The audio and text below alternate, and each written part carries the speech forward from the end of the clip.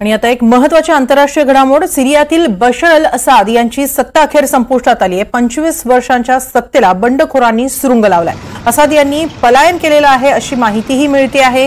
त्यामुळे बंडखोरांनी दक्षिण सिरियावर कब्जा केलाय। राजधानी दमास्कसवरही बंडखोरांनी ताबा मिळवलेला आहे।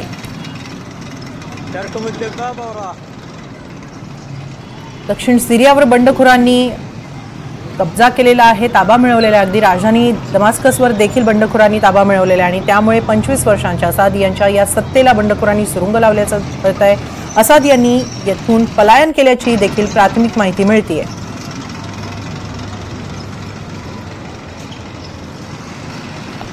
सिरियामध्ये बंडखोरांनी उठाव केल्यानंतर आता बशर अल असाद यांची सत्ता संपुष्टात आलेली आहे, कारण राजधानी दमास्कसवर या बंडखोरांनी ताबा मिळवलेला आहे। दक्षिण सिरियावर देखील ताबा मिळवलेला आहे आणि त्यामुळे बशर अल असाद यांनी पलायन केल्याची प्राथमिक माहिती मिळते आहे। याबाबत आपण आंतरराष्ट्रीय अभ्यासक सतीश ढगे यांच्याकडून अधिक माहिती आणि चर्चा करूया। सतीशजी, सिरियामध्ये 25 वर्षांची सत्ता उलथवली जाते बंडखोरांकडून, ही घटना किती मोठी आहे, विशेषतः जेव्हा आजूबाजूला इस्रायल हमासचं युद्ध सुरू आहे अशाच सिरियामध्ये हा सत्ता पालट होतोय, किती महत्त्वाची ही घटना आणि त्याचबरोबर इतर काय परिणाम होऊ शकतात?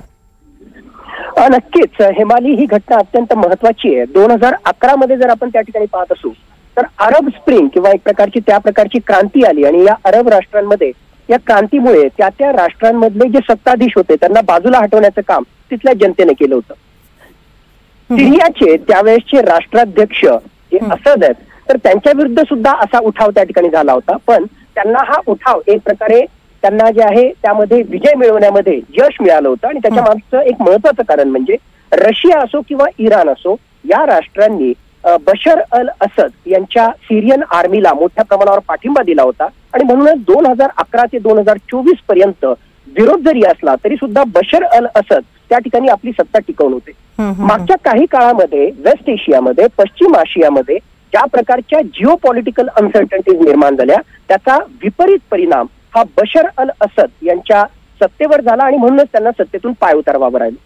मुळात जे आहे रशिया आता युक्रेन विरुद्ध लढाईमध्ये जे आहे त्या ठिकाणी गुंतलेला आहे, त्याचबरोबर इराण जो आहे इस्रायल विरुद्ध लढाईमध्ये गुंतलेला आहे आणि म्हणून रशियाच्या माध्यमातून एअर सपोर्ट म्हणा किंवा इराणच्या माध्यमातून IRGC चे जे कमांडो आहेत त्यांचा सपोर्ट म्हणा तो काही अंशी कमी झाल्यामुळेच तिथले जे रिबेल आहेत, मुख्यतः HTS ही जी अल कैदा पासून तुटलेली विभक्त झालेली एक दहशतवादी संघटना आहे, त्या दहशतवादी संघटनेनं सिरियामधल्या नॉर्थ मध्ये असणारं अलेप्पो असो किंवा भूमध्य समुद्राला जोडणारं आणि त्याचबरोबर अलेप्पो आणि दमास्कस जी सिरियाची राजधानी आहे यांना जोडणारी होम्स सिटी नावाचं ते शहर असो, यावर त्यांनी कब्जा मिळवला आणि त्याच्यानंतर आता दमास्कसवरच त्यांनी त्या ठिकाणी एक प्रकारे कब्जा मिळवल्यानंतर बशर अल असद आणि त्यांच्या कुटुंबियांना सिरियामधून जे आहे एक प्रकारे पळावं लागलं। म्हणजे नक्कीच आता HTS या संघटनेनं त्यावर कब्जा एक प्रकारे सिरियामध्ये त्या ठिकाणी मिळवलेला आहे। असं जरी झालेलं असलं तरी जे आहे सगळं काही अलबेल झालं असं आपण त्या ठिकाणी मानू नये, कारण